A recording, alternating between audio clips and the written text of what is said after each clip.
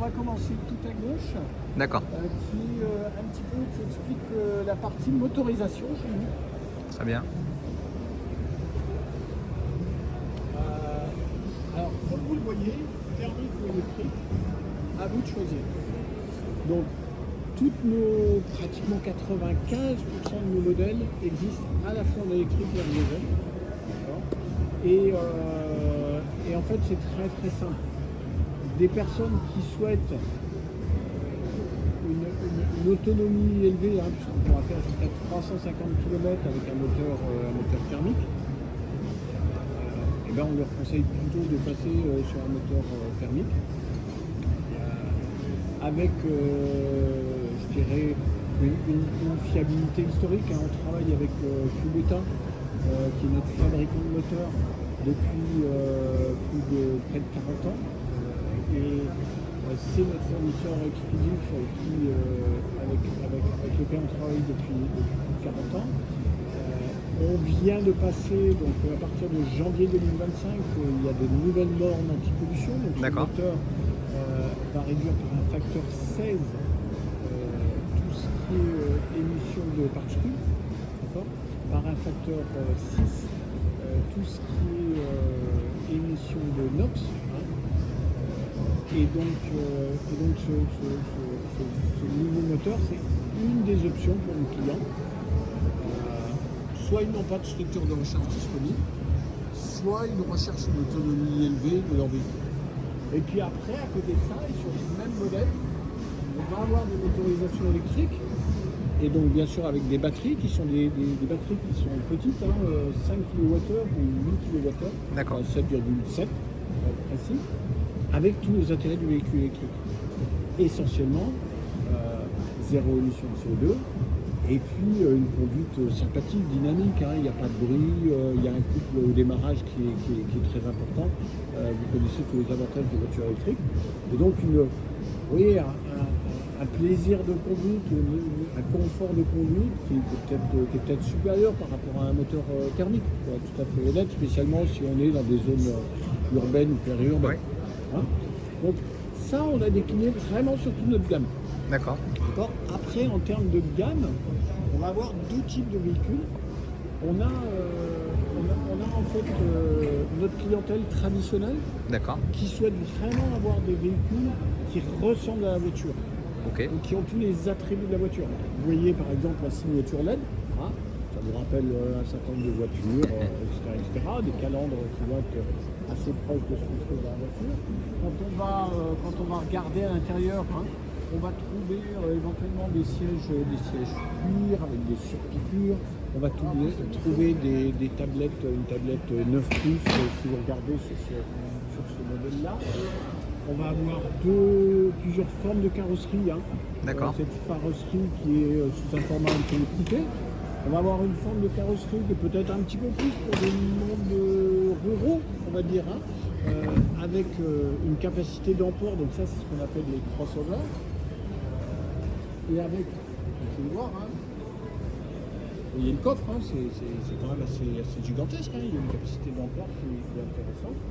Et avec des modèles avec un caractère un peu plus sportif, on va dire, tout étant relatif, on est toujours sur une voiture sans permis, limitée à 45 km/h, mais un certain nombre d'attributs. Donc ça, c'est, je dirais, les modèles Exam, City, Crossover, Coupé, qui sont, je dirais, beaucoup orientés vers notre clientèle traditionnelle, même si les jeunes aiment bien des modèles tels que celui-là, la City Sport, vous voyez, avec un bicolore, avec du radar de recul, et donc quelque chose qui va être beaucoup plus qualitatif que ce que vous pouvez avoir sur une Ami Citroën par exemple, puisque vous allez avoir des jantes allures, vous allez avoir un LED, vous allez avoir, je dis, des radars de recul et une caméra de recul. Ce modèle-là, le modèle City Sport a également une caméra de recul. Vous avez un choix de couleurs, donc de personnalisation, ce que vous n'avez pas du tout sur la voiture Ami Citroën, où leur seule possibilité, c'est de mettre des autocollants pour personnaliser. Et en critères de sécurité, vous êtes comment? En termes de sécurité, il n'y a pas il n'y a pas dans l'homologation des voitures sans permis d'obligation sur la partie crash test. D'accord. Toutes nos voitures passent en crash test. D'accord. Et avec un niveau de sécurité qui est tout à fait bon. Étant entendu que, soyons clairs, on est sur du 45 km/h. Oui, oui. Hein, donc, bien Les entendu, chocs. on n'a pas d'airbag, on n'a pas besoin non plus d'airbag, parce qu'on est sur du 45 km/h. Donc il y a quand même une structure de déformation, si vous voulez, qui nous permet d'absorber le choc. Et on a fait tout ce qu'il faut sur les colonnes de direction, etc., pour qu'il n'y ait pas de pénétration au niveau des. D'accord. Au niveau du.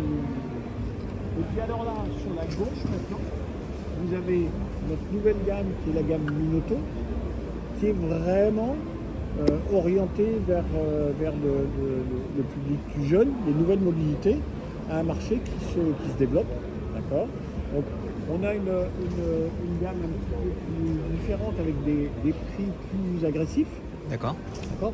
On a également la e-Scooty avec son design très particulier, un peu style buggy. Oui. Et je vous rappelle qu'on est la propriété du groupe Polaris qui fabrique des quads et des motoneiges et des choses comme ça. Donc on retrouve un petit peu dans l'esprit de Polaris. Voilà. Et donc sur une des nouveautés sur la partie électrique, on a sorti donc cette e-Minoto qu'on a commencé d'abord en e-Minoto Access, qui est le modèle d'à côté, là, le modèle gris, qu'on a lancé au mois d'avril. D'accord. Et puis là, pour le salon, on a un nouveau modèle qui s'appelle le e-Minoto Chic, où on va avoir, finalement, on va reprendre un certain nombre d'attributs des voitures plus classiques, des exams plus classiques, avec du bicolore, avec une nouvelle couleur également, une nouvelle couleur avec du verjane, qui est une couleur sympathique, qu'on retrouve aussi chez certains de nos concurrents, voilà, assez proches, voilà, avec des jantes à lui, encore une fois, et avec également une touche de couleur sur l'intérieur. Et en termes de tarifs, on est à combien? Alors en termes de tarifs sur la e-Minoto Access, nous avons décidé de réduire les prix, donc on est à 10 899, ce qui nous ramène à 9 890, ce qui nous ramène à 9 990, bonus déduit. D'accord. Donc on est vraiment sur des tarifs qui commencent à être vraiment...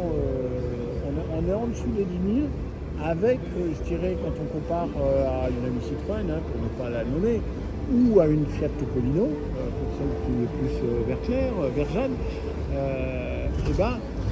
voilà, on est un petit peu plus cher, mais pour ce un petit peu plus cher, on va quand même trouver des attributs qu'on ne trouve pas sur ces voitures-là. On va avoir des sièges d'un confort très très différent. Vous voyez, c'est des sièges type voiture, c'est pas des sièges en plastique, excusez-moi pour l'appellation, mais c'est quand même le cas. C'est quand même le cas. Il y a bien un petit peu de plastique dedans, mais c'est... il n'y a pas de surpiqûre, mais vous avez quand même une bonne qualité de siège.